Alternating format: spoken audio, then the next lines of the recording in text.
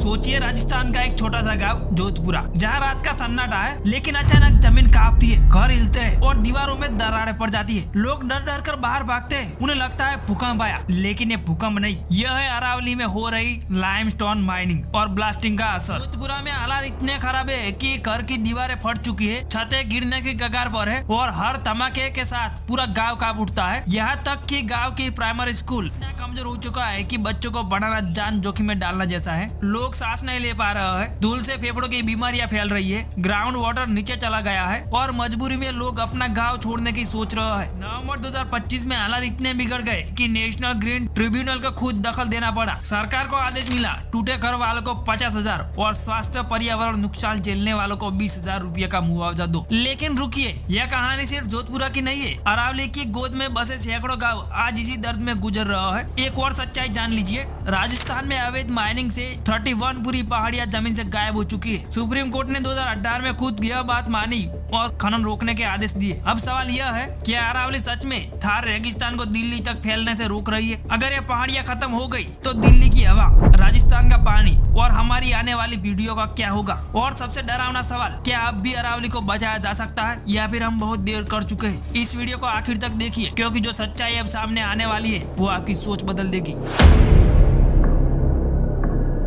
अरावली पहाड़ दुनिया की सबसे पुरानी पर्वत श्रृंखलाओं में से एक है। यह पहाड़ आज के हिमालय जैसे नहीं है, बल्कि करोड़ों अरबों साल पहले बने थे, जब धरती की सतह बन ही रही थी। उस समय टकराती टेक्टोनिक प्लेट से यह चट्टानें ऊपर उठी। वैज्ञानिकों के मुताबिक अरावली की उम्र 2 अरब साल से भी ज्यादा है, यानी यह पहाड़ डायनासोर से भी पहले के है। आज यह पहाड़ ज्यादा ऊंचे नहीं दिखते, क्योंकि करोड़ों साल में हवा, बारिश और समय ने इन्हें धीरे धीरे खींच दिया। लेकिन उम्र के हिसाब से देखे तो अरावली धरती के सबसे पुराने गवाहों में से एक है। अब जरा आंख बंद करके सोचिए, अगर अरावली पहाड़ कभी बनी नहीं होती तो आज दिल्ली रेगिस्तान के किनारे खड़ी होती। राजस्थान की रेत बिना रोक टोक हरियाणा से होते हुए सीधे राजधानी तक पहुंच चुकी होती। अरावली कोई साधारण पहाड़ नहीं है, यह उत्तर पश्चिम भारत की प्राकृतिक दीवार है। गुजरात से लेकर राजस्थान, हरियाणा और दिल्ली के पास तक फैली यह पर्वत श्रृंखला लगभग 700 किलोमीटर लंबी ढाल की तरह काम करती है। यही पहाड़ रेगिस्तान को रोकती है, बारिश के पानी को जमीन में उतारती है, जंगलों को जिंदा रखती है और करोड़ों लोगों को सांस लेने लायक हवा देती है। इसलिए अरावली सिर्फ भूगोल नहीं है, यह हमारी सुरक्षा कवच है। और जब यही कवच टूटता है तो असर सिर्फ पहाड़ों पर नहीं,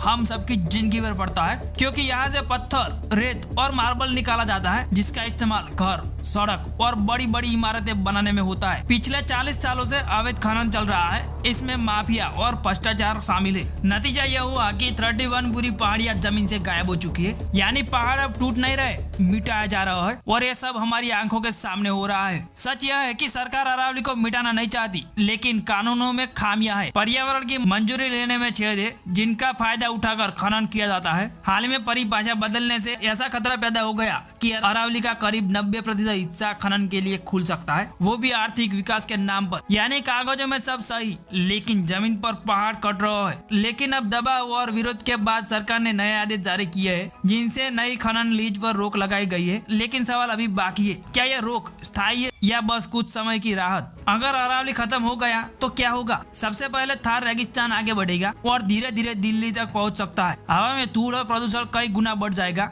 जिससे सांस लेना मुश्किल हो जाएगा। हीट वेव्स इतनी खतरनाक होगी कि हर साल हजारों जानें खतरे में पड़ेगी। जमीन के नीचे का पानी सूख जाएगा, कुएं और बोरवेल बेकार हो जाएंगे, और जब पानी हवा दोनों खत्म हो गए तो लाखों लोग अपना घर छोड़ने को मजबूर हो जाएंगे। यानी अरावली सिर्फ पहाड़ नहीं है, ये हमारी ढाल है। अगर यह ढाल टूटी तो असर हम सब पर पड़ेगा। अवैध खनन क्या होता है? सीधा सा जवाब, पैसे के लिए पत्थर और रेत बेचकर तेज और भारी मुनाफा मिलता है। इससे करीब 15 साल पहले इस पर खुलकर बहस शुरू हुई, लेकिन हकीकत यह है कि यह काम दशकों से चलता आ रहा है, क्योंकि इसमें खनन माफिया और ताकतवर लोगों का नेक्सस है। यानी कानून कागजों में है, लेकिन जमीन पर मुनाफा कानून से ज्यादा ताकतवर है। इसे रोकने की कोशिश भी हुई। साल 2004 से ही सुप्रीम कोर्ट ने अरावली में खनन पर कई बार पाबंदी लगाई, लेकिन उसके बाद भी यह होता ही रहा। 2018 में कोर्ट ने साफ कहा कि 31 पहाड़ियां पूरी तरह खत्म हो चुकी है और इस पर नोटिस जारी किए। फिर 2025 में सरकार ने नई खनन लीज पर रोक लगा दी, यानी अब नए इलाकों में खनन की इजाजत नहीं। लेकिन सवाल अभी भी वही है,